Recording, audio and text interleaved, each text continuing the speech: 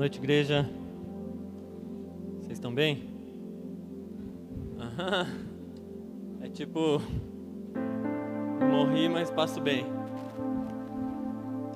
Queridos, eu queria compartilhar antes de começar mesmo a mensagem, mas eu espero ser breve, mas objetivo naquilo que Deus tem. Mas hoje foi um dia fora da curva, assim. Se a gente contar, cara, nossa sobrinha quebrou a perna brincando no sofá, tipo, inacreditável, assim, ó. Nossa, foi um problemão gigante. Tava, tipo, até agora há pouco para conseguir ser engessado a perna e tal. Então, a impressora não funcionou, tudo que era para dar errado deu, mas Deus está no controle, né?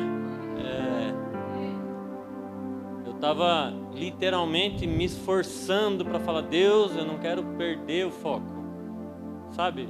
Eu quero dar atenção para minha família, para minha sobrinha, o quanto ela precisa, mas que quando as coisas saem daquilo que nós imaginamos como correto, que isso não me desoriente, sabe? Que eu sou um cara, vocês não têm noção, eu sou um cara metódico, sistemático.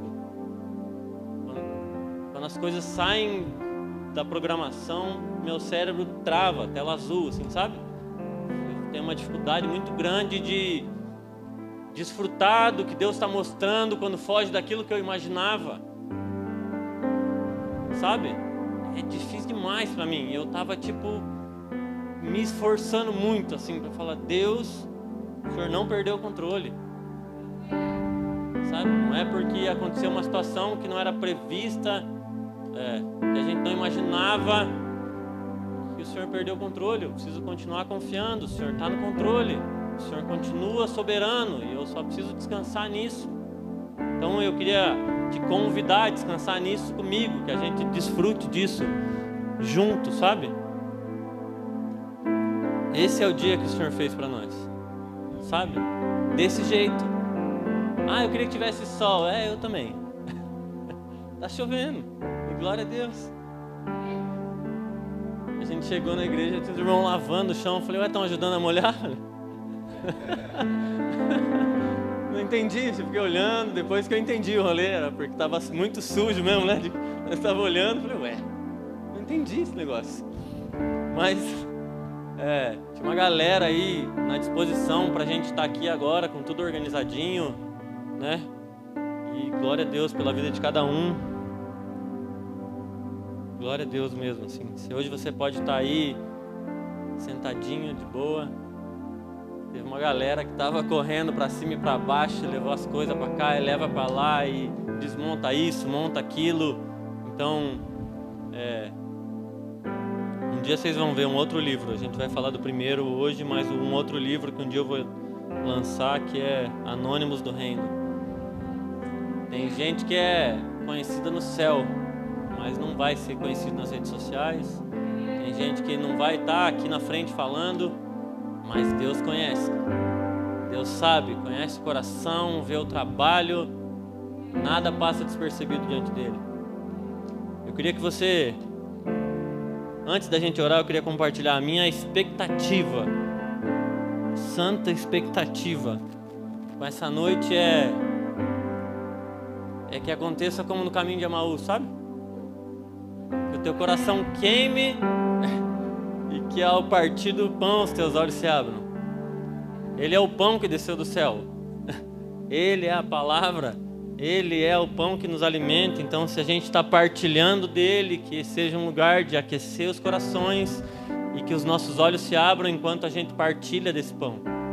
Amém? Eu queria que você fechasse seus olhos, curvasse sua cabeça. Pai, nós desesperadamente desejamos a tua presença, Deus. Mais do que um dia precisar dela, nós queremos a tua presença, Senhor. Nós desejamos o Senhor, Deus. Nós não queremos falar de Ti como se o Senhor não estivesse aqui, Pai.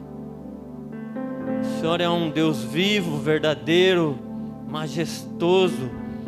O Senhor não precisa das nossas liturgias, do nosso jeito, das nossas estratégias. O Senhor tem liberdade, Deus. Ministra as nossas vidas, caminhe em nosso meio, sare os nossos corações, transforme as nossas vidas enquanto falamos de você, Jesus. Enquanto partilhamos, Pai. Que a gente não espere um momento no final do culto para ser tocado, que nós sejamos mutuamente edificados enquanto ouvimos sobre você, Jesus. Ministra as nossas vidas, em nome de Jesus. Amém. Se você vê qualquer semelhança na mensagem, não é mera coincidência. Tiago, essa semana, a gente conversando, daí eu estava preparando uma apresentação, falei assim, depois decidimos não usar e tal, mas eu mandei para ele sobre o que eu ia falar. Ele falou, você está de brincadeira, você vai falar a mesma coisa que eu. Só que daí ele brincou, mas eu vou pregar antes. Eu falei, vou eu de novo. Ano passado foi a mesma coisa, ele pregando, eu falo, mas ele pegou minha mensagem, não vale? E o Cantarino também, daí você fala, poxa vida. E aí ontem eu conversando com alguns irmãos, falou, Deus é muito pedagógico, que ele repete, a gente é muito teimoso, né? Que ele também repete até que, ou as duas coisas, que eu acho que é as duas. Um pouquinho da nossa dureza e teimosia, um pouquinho da pedagogia do reino, mas tem muito do que já foi falado. Mas eu tenho clareza que se a gente escrevesse o mesmo texto e desse para o Tiago, para o Cantarino, para Gil, cada um de nós ia ministrar de formas diferentes. Então é essa diversidade de Deus. Mas, e tem, claro, tem a ver com o tema da nossa conferência. Não tem como falar que não vai ser uma parada coerente, porque é um tema central, Maranata. Então, não vai falar, sei lá, de prosperidade do nada, assim, tipo... falar em outro momento talvez, mas a gente vai convergir no mesmo tema, com certeza. Mas eu escrevi o nome da mensagem até que ele venha. Até que ele venha. Aí, não sei quantos já ouviram, tem uma canção do Rodolfo que ele fala: eu quero o amor dos primeiros dias e o temor para os últimos dias.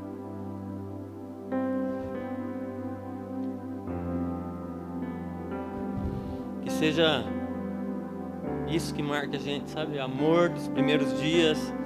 E eu queria de novo falar, pelo amor de Jesus Cristo, não ache que primeiro amor é empolgação de novo convertido, por favor. Primeiro amor não é empolgação de novo convertido, cara. Porque não vai passar, cara. Não vai passar. Pode vir dias difíceis, esse amor não vai passar. Não vai passar, o amor de muitos se esfriará, não de todos, e não vai passar. Esse amor vai aumentar e vai crescer e crescer até que ele venha. Vai crescer, porque depende dele, não de nós. Ele é mais interessado que esse amor cresça do que nós. Vai melhorar. Só vai melhorar, só vai aumentar, só vai ter mais paixão, mais desejo. Não vai passar. A empolgação dos primeiros dias talvez passe. A nossa saúde às vezes não aguenta fazer as coisas que a gente fazia no começo. Né? Mas o amor não vai passar. Em nome de Jesus. E antes de entrar especificamente na mensagem, eu queria falar algo que quem me conhece já ouviu falar sobre isso muitas vezes, mas para mim, conferência é ato de conferir. E qual é a nossa régua? As Escrituras, Jesus. E aí a gente se reúne para conferir as Escrituras e ver se é o nosso padrão, o nosso comportamento, a nossa vida está de acordo com a régua que é Cristo. É isso. A gente vai conferir as Escrituras. E aí para isso a gente precisa estar alinhado. E aí eu falo muitas vezes sobre isso, que eu acho que entre nós há um moralismo. Uma vez eu preguei uma mensagem só sobre isso, que falava, eu dei até um nome, falei, é um placebo gospel. A gente toma um comprimido de farinha e acha que faz efeito, não faz nada. Moralismo diante de Cristo não adianta nada. É trapo de imundícia. Por que eu estou falando isso? A gente precisa de alinhamento, porque a gente, como foi falado, o que a gente vai fazer enquanto espera? O que nós fazemos é tipo aceitamos Jesus, então Ele está voltando, eu sento e espero. Alguém acha que é assim? Eu já vi muitas pessoas que foram ensinadas assim. Fui salvo, fechou. Vou domingo lá para ouvir umas coisas. E aí a gente fica esperando que uma hora Ele vem, não sei quando, mas vem. Tem gente que já até perdeu essa esperança, que acha que Ele nem vem, que era a história da carochinha. E aí vive uma vida como se Ele nem existisse. Quem dirá se Ele voltasse? E aí o Thiago falou, eu não estava aqui dentro no primeiro dia, porque eu estava ajudando lá fora, mas a gente fica ouvindo meio, esticando o ouvido, tentando ouvir um pouquinho.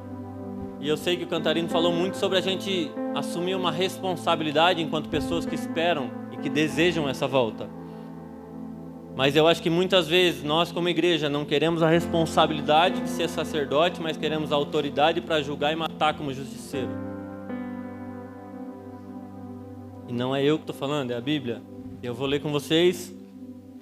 Só vou citar passagens para a gente, para dar tempo. Eu vou citar, você anota aí se você quiser. Mas em Lucas 9 fala de algumas circunstâncias que acontecem, que eu acho que é esse desalinhamento entre não assumir a responsabilidade, mas querer a autoridade, sabe?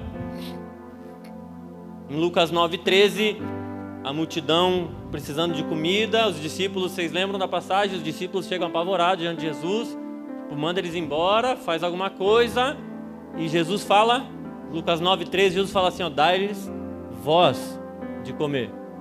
É tipo, exerçam a fé que vocês têm. Vocês estão caminhando comigo há dias, há anos. Exerçam a fé que vocês têm, alimentem a multidão. E eles estão apavorados, eles não tinham fé para nada, não é? Era tipo, vamos mandar embora essa galera que não vai dar o negócio. Jesus é tão bagunceiro de uma forma boa assim, que Ele multiplica os pães e ainda sobra um cesto para cada, assim, quase que um deboche de Deus. Assim, falou, eu tenho fé para a multidão inteira e para vocês ainda, para alimentar todo mundo. E aí, você vê que eles não tinham fé e não estavam entendendo ainda a mensagem.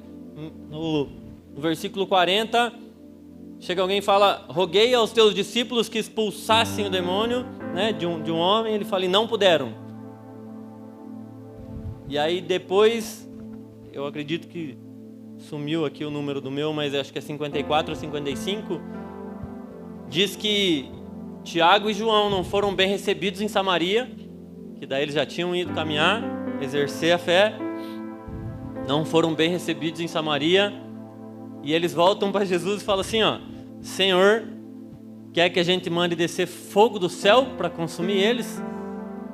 Eu falo, não pode ser, cara. Isso me deixa muito indignado. Só que normalmente o que mais me indigna na Bíblia está confrontando a mim mesmo, porque eu sou parecido, Não é para bater nos outros, Se eu acho que é os outros, eu estou igual ao Davi, falando, vou matar esse miserável. Eu falo, é você esse miserável, é você, sabe? Você olha que é no mesmo capítulo, pessoas que não tinham fé para alimentar os outros, mas eles tinham fé para fazer vir descer fogo do céu, para consumir alguém que ele considerava inimigo. Cara, a gente precisa assumir a responsabilidade para usar a nossa fé para alimentar a multidão, não para exercer juízo sobre as pessoas. Porque é o que Jesus fez. E Ele falou, e aí se você ainda está pensando em juízo sobre os outros, Ele fala, não, é para você orar pelos teus inimigos. Não é nem para você, não alimentar. Você fala, não vou alimentar, tá tudo bem, mas eu queria mandar matar. Ele fala, não é para mandar matar. É para alimentar a multidão. A gente precisa alinhar isso.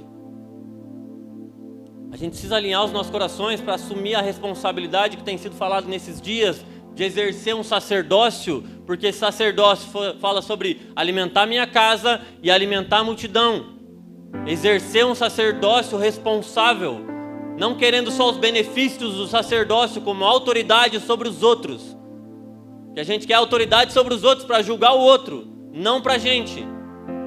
A gente quer a palavra firme para o outro, mas para nós a gente quer que ele passe a mão na nossa cabeça.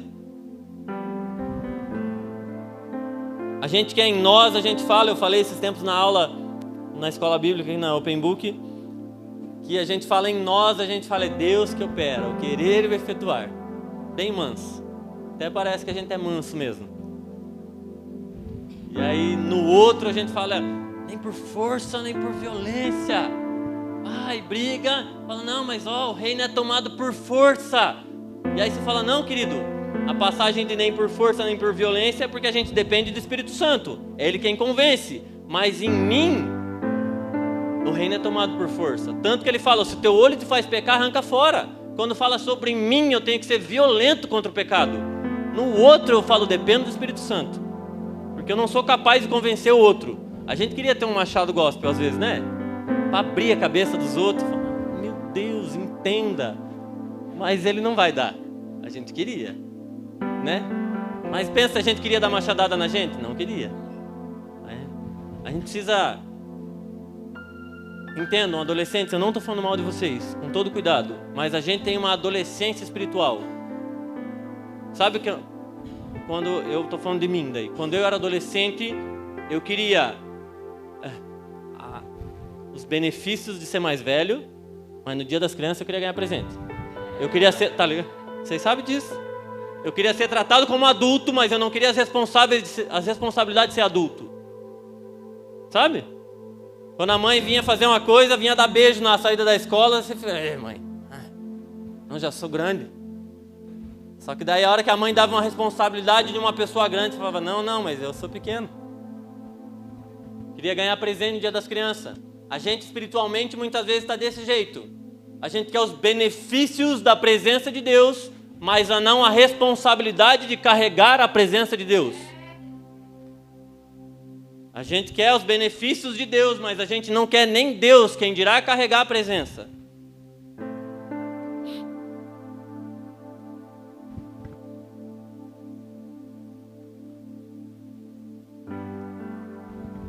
Sabe uma coisa que tem sido falado nesses dias, e a gente vai chegar nesse assunto de alguma forma? Maranata tem a ver com avivamento, tem a ver com uma expectativa, mas tem uma música que os caras falam que o cara está cantando e ele fala, a atmosfera já mudou, teu espírito está aqui, as evidências surgirão. Entende que se nós chegarmos nesse lugar de um sacerdócio responsável, nós vamos desejar a presença e não os resultados da presença. Porque sinais e maravilhas são consequência da presença manifesta de Deus. Mas o que eu quero? A presença, ainda que não haja sinais e maravilhas. Mas onde Ele está, há sinais e maravilhas. Mas eu quero Deus, não o que Ele pode fazer. Sabe, a gente precisa voltar nesse lugar ou alinhar os nossos corações para um lugar de expectativa responsável. Porque... tem uma música do Palavra Antiga que fala que esperar é caminhar. E eu concordo plenamente com essa música. Esperar é caminhar, não é ficar parado, sentado, falando, vem Jesus. Tô aqui, hein? Sentadinho de boa, pode vir. Já fiz aquela oração lá, sabe? E a gente acha que está tudo bem. E não exerce o nosso sacerdócio responsável diariamente até que Ele venha. Cantarino falou de João Batista. Vocês estavam aqui, quem estava aqui ontem, ele falou de João Batista, que é muito legal quando a gente olha para homens ícones na história da Bíblia, que quem se consagrou foram os pais, né? João Batista, mas a história fala de um pai e de uma mãe consagrados, que exerciam um sacerdócio para ele viver. Não fui eu.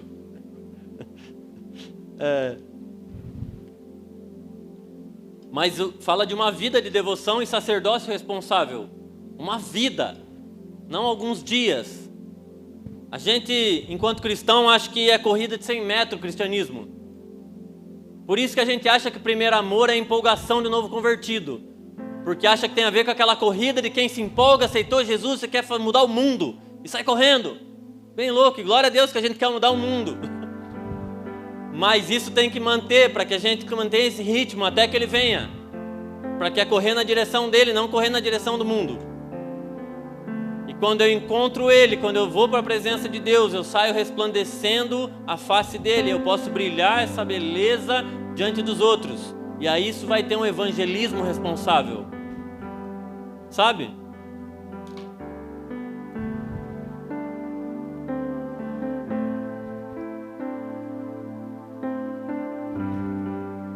Quantos sabem onde que está escrito Maranata na Bíblia? Vocês sabem? Quem sabe? Vocês sabem que está escrito Maranata na Bíblia? Vamos mudar a pergunta. Glória a Deus. Não é um termo que a gente inventou, um termo gospel aí que a gente inventou, não é? Mas quem sabe vai ler, chega a ser estranho a referência que está. Maranata parece que não tem nada a ver com o que a gente canta. Parece. Paulo fala assim, em 1 Coríntios 16, 22, ele fala: se alguém não ama o Senhor Jesus Cristo, seja anátema. Maranata. Tipo, parece que não tem nada a ver. Cadê? Aquele lá eu não estou enxergando, mas aqui tá bom. Olha aí, ó. Não sei se você sabia, essa é a referência bíblica para Maranata. Se alguém não ama o Senhor Jesus Cristo, seja anátema. Maranata. Acho que se falar rápido enrosca a língua, né? Não consigo, eu acho. Mas parece que não tem nada a ver com uma santa expectativa, não parece? Falou, mas tem tudo a ver. E quem estava ontem lembra que o cantarino falou: cara, Maranata tem que ser um desejo tão grande nas nossas vidas, no nosso coração, na nossa rotina, que até a oração na hora do almoço vai ter santa expectativa, que tendo comida ou não tendo comida, a importância é a da volta dele, e que a volta dele, o desejo pela volta dele é mais importante do que o prato que está na minha frente. E aí eu vejo Paulo falando: cara, tem umas pessoas aí que não amam Jesus, malditas, mas o mais importante é que ele vem. Sabe, o mais importante do que essas pessoas que talvez não amam é que uma hora ele vem. E a palavra diz que todo joelho se dobrará, toda língua confessará, e uma hora ele vem. Então isso vai acontecer. E se não ama, tipo, ele está falando: cara, você se lascou, mas ele vem. Eu tenho uma convicção no meu coração que uma hora ele vem. Agora ele vai te encontrar prostrado, ou seu joelho vai ser prostrado para se dobrar com o peso da glória. A gente vai estar ajoelhado antes, clamando Maranata, ou vai ser prostrado, porque vai chegar um peso tão grande de glória que não vai ter outra opção a não ser se dobrar. E aí Paulo está falando: cara, talvez alguns não amam, malditos, mas uma hora ele vem. E aí se você pegar a tradução de Maranata, eu acho maravilhosa essa tradução, porque ela é ele veio e ele virá. Em alguns lugares você olha que a tradução está tipo, ele veio. E aí eu fui no dicionário, agora nós temos uma Bíblia massa, 2 agora eu tenho, ganhei mais uma, mas eu tenho uma Bíblia que tem o dicionário de Strong, não sei se vocês sabem disso, que é os numerozinhos com as referências em hebraico. E aí você vai ver o que significa, tá isso. Ele veio, ele virá. Eu falei: olha aí. É uma convicção que nosso Deus é o Deus que já veio, pisou a terra, mudou a história de antes de Cristo, depois de Cristo. Só que ele não pregou uma peça em nós, ele virá. Ele vai voltar com toda a sua glória. E aí essa tem que ser a nossa expectativa, sabe? Mudar as nossas vidas. Mas quando a gente fala de Maranata, uma expectativa, deve ser pelo menos, expectativa sobre a volta de Jesus, eu nunca vi. Eu estou há 12 anos mais ou menos na igreja. Eu nunca vi um tempo como hoje ser tão cantado sobre isso, tão falado sobre isso. E eu sou de uma família que falavam que ler Apocalipse deixava nós loucos. Minha mãe falava isso, que não era para ler, e nem falava da volta dele. Assim, sabe? Era um negócio tipo, deixa ele lá. Tem pessoas que eu acho que elas tinham noção do negócio, que o bicho vai pegar mesmo, que vai ser grande e terrível dia. E daí eu acho que elas falavam: deixa ele lá, né? E não falava muito sobre esse assunto. Mas a gente tem vivido tempos que Deus tem alinhado a igreja e gerado esse despertar para uma santa expectativa. Mas fala de expectativa, fala de desejo, não de necessidade. E a gente precisa ter os nossos corações alinhados para desejar a presença de Deus, não ter necessidade da presença de Deus. Vocês vão ler o livro, aleluia, eu creio. No livro tem um capítulo que o nome é Eu Quero Mais do que Eu Preciso. Por quê? Porque a necessidade nos leva até ela ser suprida. O desejo me faz continuar até que ele venha. Muitas vezes eu fui para Deus porque eu estava com o casamento arrebentado. Ele restaura, eu vou embora. Eu fui para Deus porque estava com câncer, sei lá, com uma doença. Deus cura, eu vou embora. Parece que é uma loja de conveniências, que eu venho e pego o que eu preciso. Necessidade. E aí ele supre a tua necessidade, porque ele é um bom pai. Ele fala, vocês dão coisa boa para seus filhos, quem dirá eu? Vosso pai que está nos céus, Jesus fala, lembram disso? Ele dá as coisas para a gente. Cura a gente. Mas tem gente que vai curado para o inferno. Porque tinha só uma necessidade de Deus, não um desejo pela presença. E aí eu estava falando com o Ju esses dias sobre isso. Lucas 17, do 11 ao 15, diz assim, aconteceu que indo ele a Jerusalém, passou pelo meio de Samaria e Galileia, entrando numa certa aldeia, saíram-lhe ao encontro 10 homens leprosos, os quais pararam de longe. Levantaram a voz, dizendo, Jesus, mestre, tem misericórdia de nós. E ele, vendo-os, disse-lhes, ide, mostrai-vos aos sacerdotes. E aconteceu o quê? Indo eles, ficaram limpos. O 15, e um deles, vendo que estava são, voltou. Quantos voltaram? 10 tinham necessidade. Um foi movido por gratidão e voltou. A probabilidade da necessidade é que a maioria não volta. Agora, o desejo faz a gente continuar. O desejo faz a gente permanecer. O desejo pela presença faz a gente permanecer apesar das circunstâncias. A necessidade a gente mete o pé quando tem tudo que precisa. E aí, quando eu estava conversando com o Thiago, se você ainda não entendeu, o tema da mensagem Maranato até que ele venha é tipo, o que a gente faz enquanto espera, então? A Bíblia fala que Deus tem o tempo e o modo de fazer as coisas. A gente precisa entender como é essa espera, como é exercer um sacerdócio responsável. E não é uma espera passiva. Só que a gente não pode ir para outro extremo achar que ela é uma espera ativista. E daí a gente entra em todos os ministérios da igreja, a gente faz tudo e acha que isso é ser responsável. E não tem a ver com isso. Porque daí a gente não vira Maria, a gente vira Marta. Muito louca. Fazendo as coisas e acha que isso é ser responsável. E não é sobre isso. Porque a responsável nessa história é Maria, que escolheu a boa parte. Ele falou, ela escolheu a boa parte e não vai ser tirada. É ela que está sendo responsável. Às vezes, escolher não fazer nada é super espiritual. Às vezes, vai ter que fazer muita coisa, vai. Sempre tem mais trabalho que gente na igreja. Não sei se você já percebeu isso. Eu não conheço uma igreja que tem gente suficiente para fazer tudo, cara. Não conheço, cara. Sempre tem mais trabalho que gente. E sabe o que eu acho legal disso? Tem uma passagem que Jesus fala... Está falando sobre isso, sobre faltar trabalhadores, e ele fala, vou dar a solução, ele fala, não, orem. Só que essa foi a passagem que ele falou quando ele estava aqui, 2000 anos atrás. O problema não é o mesmo? Se os caras oraram, parece que continua esse problema. A solução não é ter o problema resolvido, a solução é orar. Porque quando a gente está em oração... Tudo cai por terra, porque a gente está na presença dele. A oração já é um fim em si mesma. Está diante da glória de Deus. E aí você até esquece que precisava de mais gente. Você fala, vamos aí. Sabe, você nem lembra disso. Você fala, caraca, nem queria mais. Você nem lembra o que você tinha de pedir às vezes. Quando vem a presença gloriosa de Deus no teu quarto, no secreto, você até esquece o que você tinha de pedir. Você podia até ter uma listinha até. Você nem lembra da lista, você joga a lista fora, você quer a presença, e você joga no pé dele. E tudo vale a pena.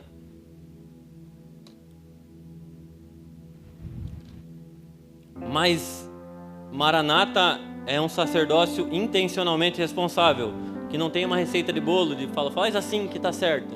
É você ser sensível ao Espírito Santo numa medida que você sabe quando fazer e quando parar. Tem hora que ele vai falar, fica quieto. E você vai ver os outros fazendo um monte de coisa. Ele fala, fica quietinho aqui. Eu gostar de você. Fica aqui. E em outros momentos ele fala, vai, agora eu preciso que você faça isso, faça aquilo. E aí você vai ter que ter lista de fazeres, assim, muita coisa. Mas é discernir as estações diante de Deus. Mas saber que a minha estação não é a mesma do Dick. Muitas vezes a gente vive estações diferentes. E a sensibilidade ao Espírito Santo é esse sacerdócio responsável. De saber o que ele está falando para mim naquele momento, enquanto igreja, para contribuir no corpo.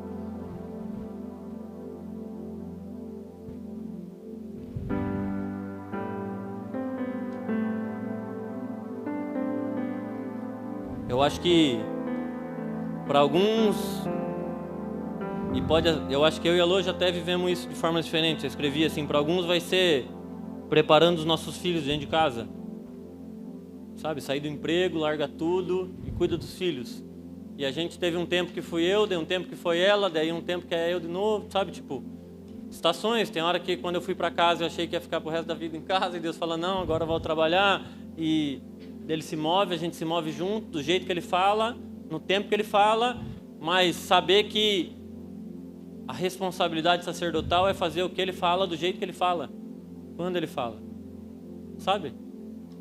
Era tipo a ideia do Egito, quando eles fugiram do Egito, a nuvem parava, montava acampamento, a nuvem andava, levantava e andava, e a gente precisa saber ter sensibilidade para perceber quando Deus está se movendo, sabe? Falou, essa é a hora de caminhar, levanta acampamento e vamos. E tem hora que fala, essa é a hora de parar. Só que muitas vezes a gente só leva isso para fora também, assim. A gente acha que isso é muito externo, que é tipo sobre casa, sobre a igreja que eu congrego. Não, é sobre a tua casa, é sobre o teu dia de trabalho. Tem hora que é para você ir mais de boa. Ele fala, vai mais devagar, sabe? E você não vai, talvez você não entenda nada, e você indo mais devagar, você começa a andar perto de alguém que você não tinha andado. Falou, opa, e aí tem dia que ele vai falar, acelera um pouquinho. E você vai chegar mais próximo de outra pessoa que você não tinha chego. E essa responsabilidade, na sensibilidade, você vai tocar pessoas no caminho.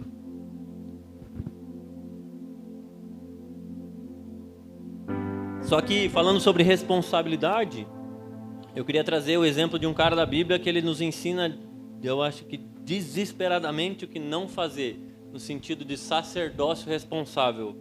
O dele é totalmente irresponsável. Não sei se vocês já ouviram falar de um cara chamado Onã na Bíblia. Gênesis tem um cara chamado Onã. Vou abrir aqui. Gênesis capítulo 38.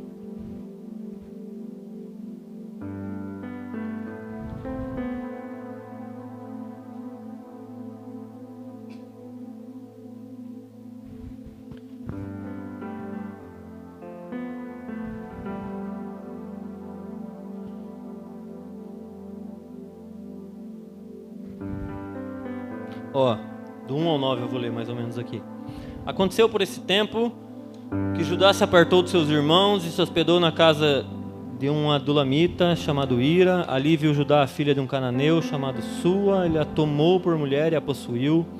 Ele a concebeu e ela a concebeu e deu à luz a um filho. O pai a chamou Tornou a conceber e deu à luz um filho. A esse deu o nome Onã.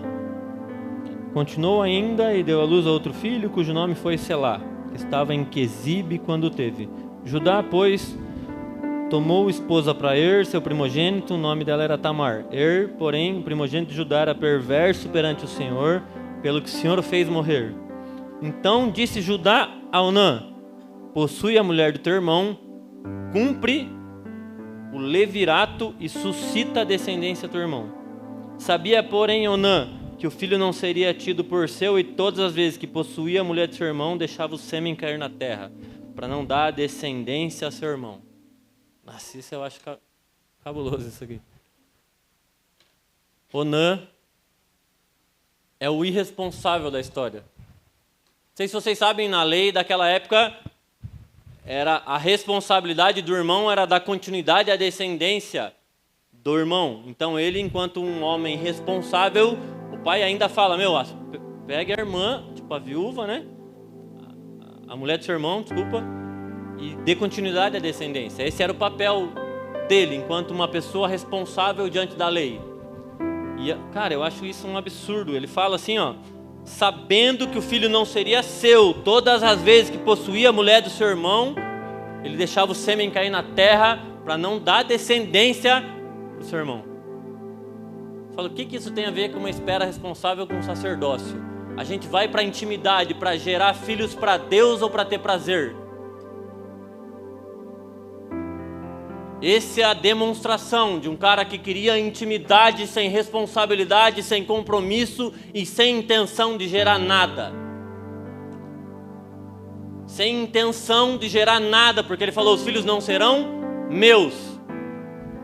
Tem gente que acha que Deus vai ter neto, que a gente quer ficar gerando para nós. Quando quer? Só que a gente vive uma sociedade tão focada no prazer, que quando a gente busca a presença de Deus, a gente busca a presença pelos benefícios e pelo prazer de quando Ele nos toca, e não para gerar algo para Ele.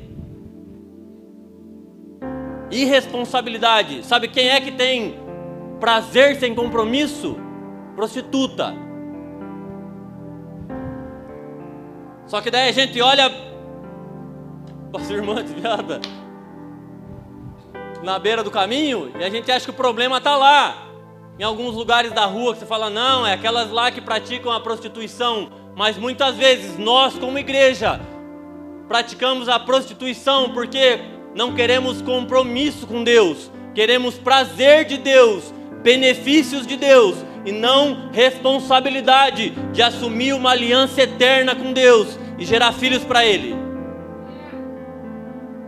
A gente se prostitui, se relaciona, quando se relaciona com Deus, pelos benefícios da presença.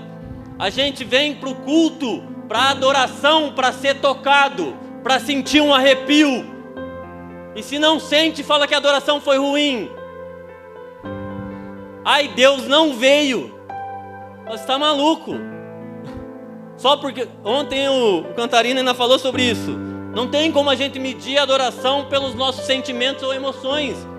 Porque tem dia que eu não sinto nada. Deus deixou de estar ali? Não.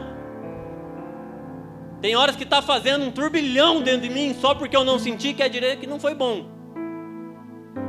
Em Gênesis, tudo o que ele fazia, ele via que era bom. Você acha que existe algo que Deus faz que não é bom?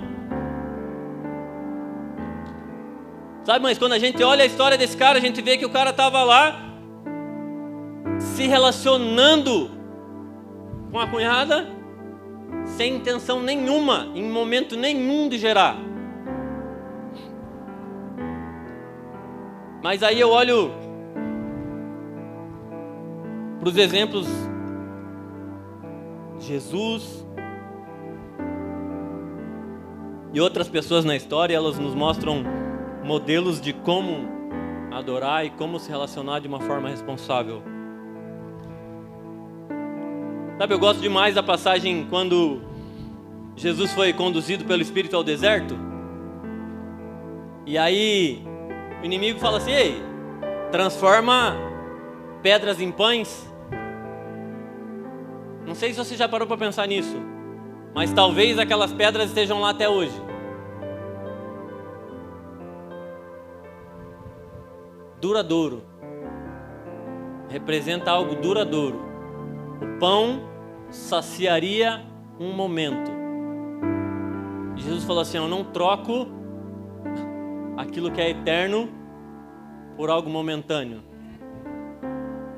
Não é só, eu não vou trocar ideia com você, diabo, tá? Eu não vou fazer o que você está falando só porque você... Jesus não foi birrento, sabe? Só porque você está falando, não vou fazer. Ele podia, não podia? Mas ele mostra, eu não troco o que é duradouro pelo que é eterno, ainda que haja em mim necessidade. Ele estava com fome? Estava. Comer era pecado? Não.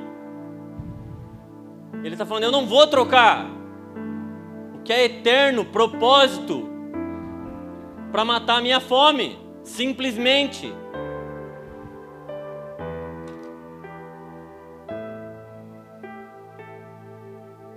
Se esse é o modelo, Cristo, para a gente ser chamado cristão, a gente precisa se mover a partir de alguém que se move por base naquilo que é eterno, não no que é passageiro. Só que aí a gente olha uma geração focada nos prazeres momentâneos.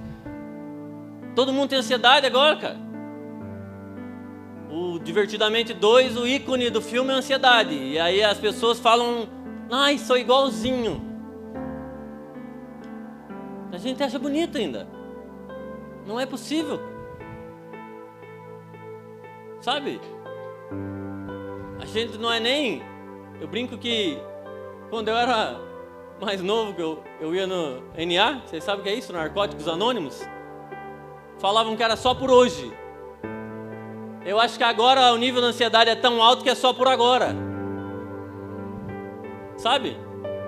E aí a gente está falando de eternidade, de uma espera, de uma santa expectativa sobre eternidade. E a pessoa não consegue manter o foco nem em 10 minutos de oração por causa da ansiedade.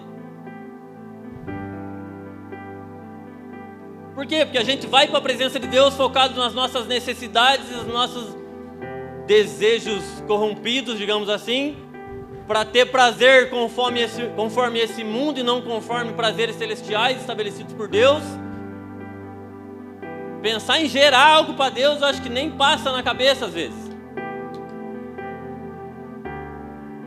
Paulo fala que sofria dores de parto.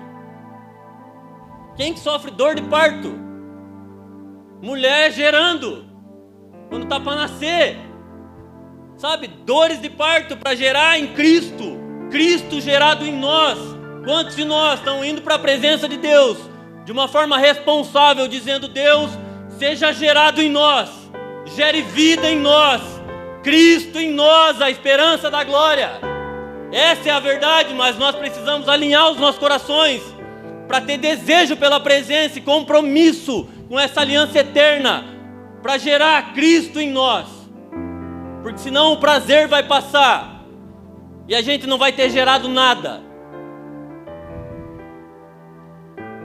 Sabe quando ontem o Cantarino falou sobre Samuel, vocês lembram? Quem estava, né? Quem não estava, depois assiste no YouTube. Mas eu lembro a primeira vez que eu li a passagem de Ana, mãe de Samuel, eu fiquei muito indignado. Vocês não têm noção. Quem lembra a história? Vou ler aqui, ó, 1 Samuel 1, do 9 a 11, diz assim, ó: certa vez, quando terminou de comer e beber em Siló, estando o sacerdote ali sentado numa cadeira, junto à entrada do santuário, Ana se levantou e com a alma amargurada, chorou muito e orou ao Senhor e fez um voto dizendo: Senhor dos exércitos, se deres atenção à humilhação de tua serva, se lembrares de mim, não te esqueceres da tua serva, mas lhe dere um filho, eu o dedicarei ao Senhor por todos os dias da sua vida. Seu cabelo e sua barba nunca serão cortados. Um nazireu consagrado a Deus. E aí eu falo, cara, parece que pra mim era muito absurdo. Assim, eu falo, ó, eu quero muito um filho. Mas eu quero. Aí Deus me dá, fala, agora topa você. Eu falo, não faz sentido na minha cabeça. Eu falo, não. Você fala, quero. Quando Deus fala, dá, ele fala, agora pode pegar pra você, Deus. Eu lembro que não entrava na minha cabeça isso. Eu falo, como assim, cara? A mulher queria tanto um filho, a hora que Deus deu um filho, ela deu para Deus. Falou.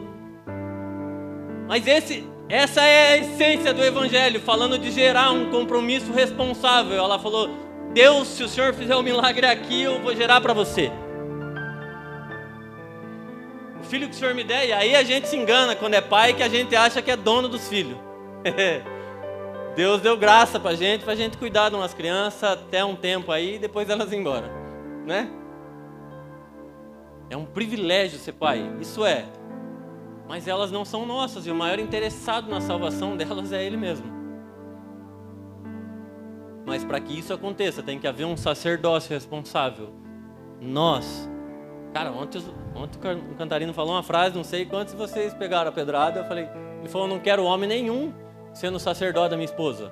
Da mesma forma que eu não quero homem nenhum sendo líder da minha filha. Ela vai ter outros líderes, e aqui tem já pessoas que ministram a vida da minha filha, glória a Deus, mas eu quero ser o sacerdote sobre minha filha, assumo essa responsabilidade, até que ele venha, sabe? Referências, amém, outras referências, amém, agora não porque eu não exerci o meu lugar responsável, enquanto sacerdote, imagina,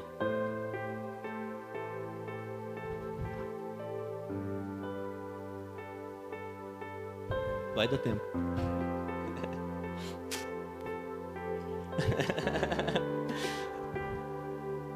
Sabe, Deus vem trazendo o exemplo para nós. E eu gosto demais quando eu vejo Ana como essa referência, alguém que gera vida para Deus. Você já chorou amargamente pela salvação de outra pessoa? Para Cristo ser gerado em outra pessoa? Amargamente? Quantos de nós? A gente está tão extasiado, embriagado com um monte de coisa que a gente não sabe nem o que é chorar amargamente se não for por desgraça. Porque aconteceu uma desgraça na nossa vida, daí talvez a gente chore amargamente. Agora chorar amargamente, clamando ao Senhor que gere vida em nós e através de nós, para que outras pessoas sejam salvas. Vixe, nós estamos longe. Eu falo, caramba, Jesus.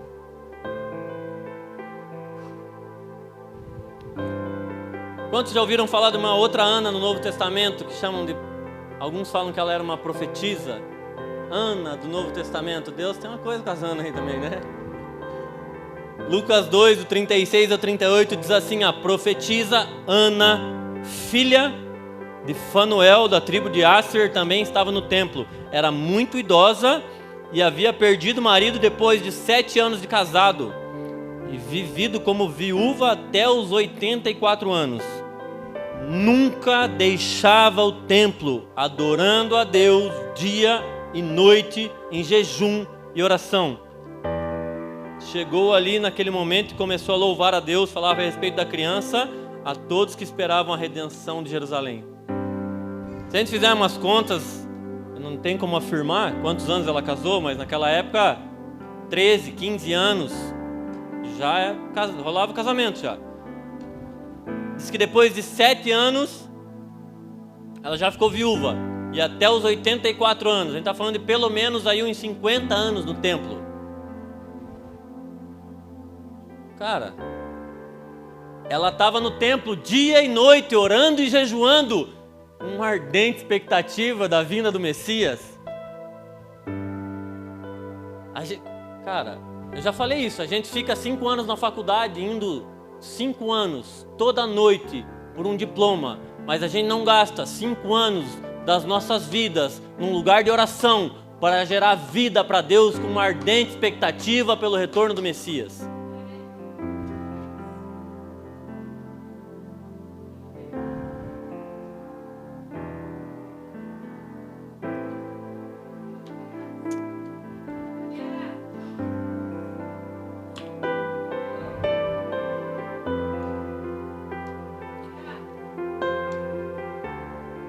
A gente está gastando as nossas vidas para ter um salário melhor, cara.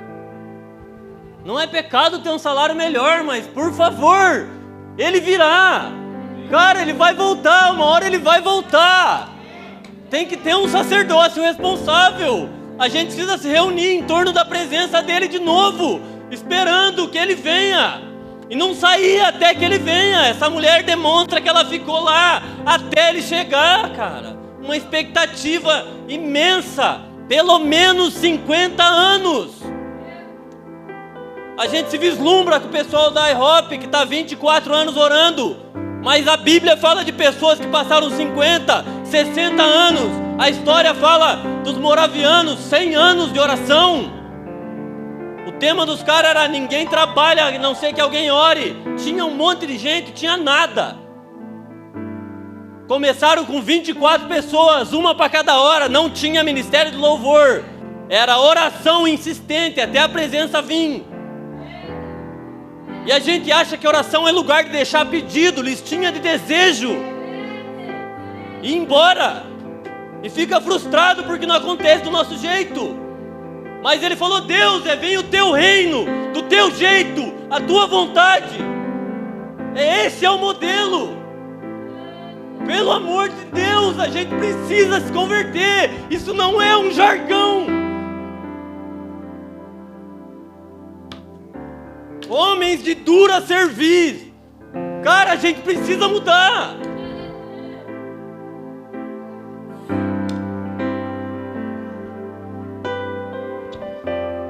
Quando eu leio Cantares e a mulher fala: ainda que me oferecessem todo o ouro e toda a prata, eu os rejeitaria por amor a Ele. Amor mais forte que a morte.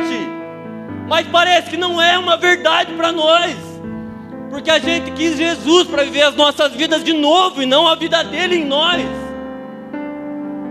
A gente quer Cristo para viver o nosso jeitinho de novo e voltar na baboseira que era a nossa vida medíocre.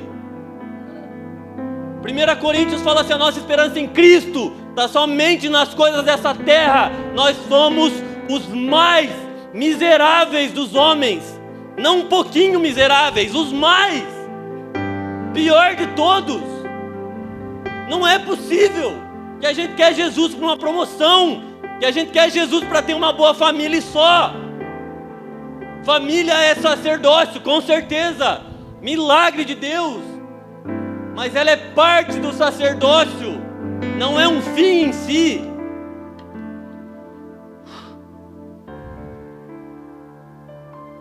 Cara, quando eu olho, lembra falando o amor dos primeiros dias e temor para os últimos dias, eu vejo Estevão. Quem conhece a história de Estevão? Atos 7, dos 54 ao 60, nós estamos caminhando para o fim.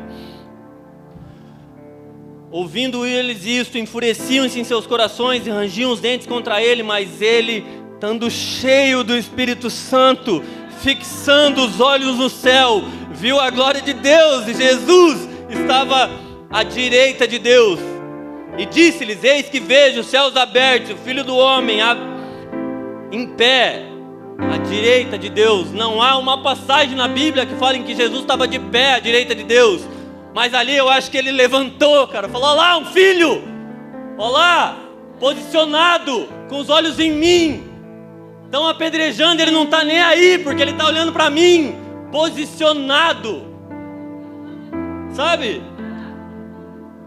E aí diz que a capa dele caiu aos pés de quem? Quem conhece a história? Aos pés de Saulo. Caraca, velho, sem noção disso. Você quer ter discípulo? Mantenha os olhos nele, ainda que haja pedrada. Os olhos nele fazem tudo valer a pena. Vai vir pedrada, com certeza vai. Ele não disse que não viria, ele não disse que seria uma vida de bonança. Ele disse que estaria conosco até a consumação dos séculos. É isso que ele disse.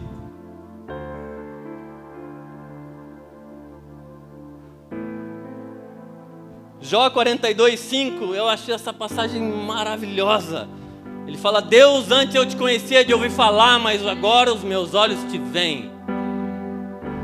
Ele não está preocupado se restituiu as coisas, e a gente quer cantar restitui ainda. Deus me perdoe, cara, os caras, Deus abençoe os caras que escreveram, mas não é possível, cara. A gente quer não sei quantas vezes mais nossas coisas de novo, porque a gente está focado nas coisas, no que Deus pode dar, não no compromisso do relacionamento com Ele. Cara, pensa se o cara já era íntegro só de ouvir falar. Quando os olhos viram, então, a gente nem vendo ele é íntegro às vezes.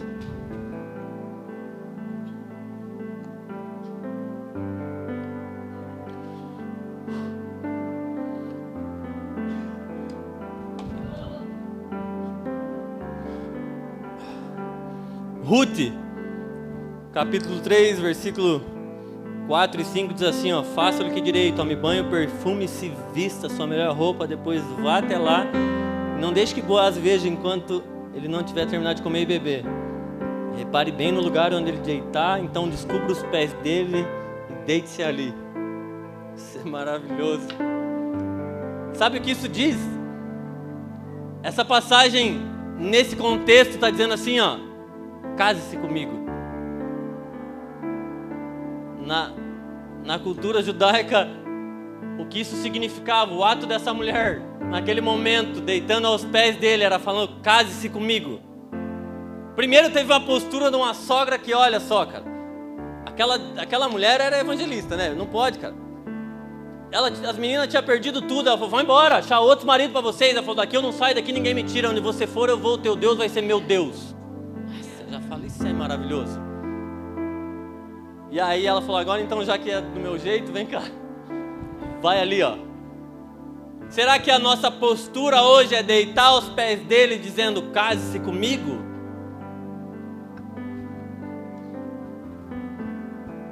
Ou a gente está com a nossa listinha de pedido no pé dele? A gente parece mendigo espiritual. A gente está pedindo coisa que já é nossa, isso que é um absurdo, que a gente não lê a Bíblia. Ele já nos abençoou com toda sorte de bênçãos nas regiões celestiais, cara. E aí a gente está pedindo as coisas que já é nossa, ao invés de se apropriar das verdades do reino e viver essa verdade com responsabilidade. E sabe, para encerrar, sabe uma coisa que é um grito de Maranata, um berro da igreja dizendo, vem Senhor Jesus? Evangelismo. Mas sabe por quê? Primeiro que evangelismo é a igreja assumindo que ela tem um compromisso secreto agora em público. É como se a gente mudasse o nosso status na rede social e falasse, eu tenho um compromisso, uma aliança. E por isso agora eu vou falar de alguém que eu tenho aliança. Eu mudo meu status, eu faço que o meu compromisso seja publicamente conhecido. Só que Mateus 24,14 diz assim, ó. Esse evangelho do reino será pregado em todo o mundo como testemunho às nações, então virá o fim. Queridos, se você deseja a presença de Deus, você vai falar de Deus para todo mundo, porque Ele só vai voltar quando todo mundo ouvir. Se há um desejo nos nossos corações pela volta do Messias, a gente tem que abrir a boca e anunciar que nós temos um compromisso, uma aliança eterna, firmada com sangue, paga com alto preço. E aí a gente vai para a rua porque a gente não vê a hora que ele volte. É mudar o nosso comportamento, não é fazer evangelismo porque está na agenda da igreja, porque eu sou do ministério ou não, porque ele não falou para os caras do ministério de evangelismo evangelizar. Ele falou, ide por todo mundo e pregai o evangelho a toda criatura. Daí ontem o outro ainda acabou com os argumentos de alguns. Eu sou tímido. Quem estava aí, misericórdia, bateu dos dois lados. Ele falou, os tímidos nem herdarão o reino. Para começar, a timidez não é personalidade. Ele falou, se a gente está mais preocupado com a volta do Messias do que com o nosso status, ainda que eu não tenha uma personalidade extravagante, comunicativo, eu vou abrir a boca para falar de Jesus, porque a volta dele é mais importante do que pensam de mim.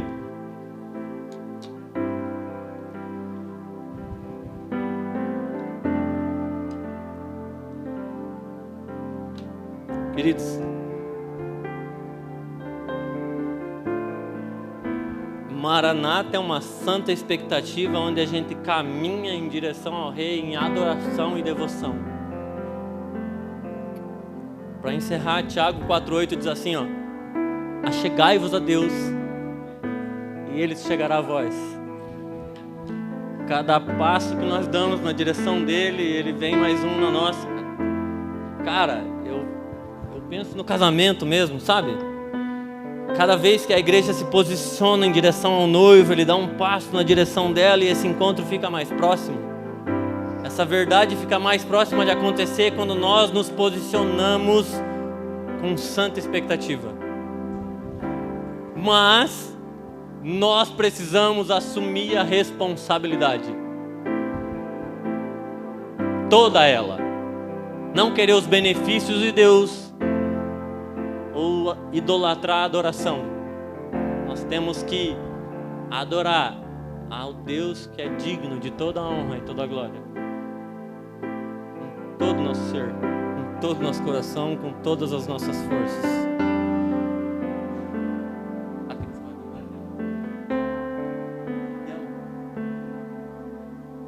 Do voto para ver. Querido, eu queria que você desfrutasse dessa canção e aí a gente encerra e aí. Mas eu queria que você desfrutasse mesmo, assim, ó. Não conheço a letra. Ignora, filho. Assim, ó. Não é sobre a letra que você conhece. Não é para agradar a sua alma, vou te falar. Música não é para agradar a sua alma. Música é um meio, um deles, de adoração ao Senhor. Então, que se você entendeu algo, se marcou algo na sua vida, nessa mensagem, que a gente consiga coletivamente desfrutar dessa canção e adorar a Deus, que é digno de toda a honra e toda a glória. Amém? Demais.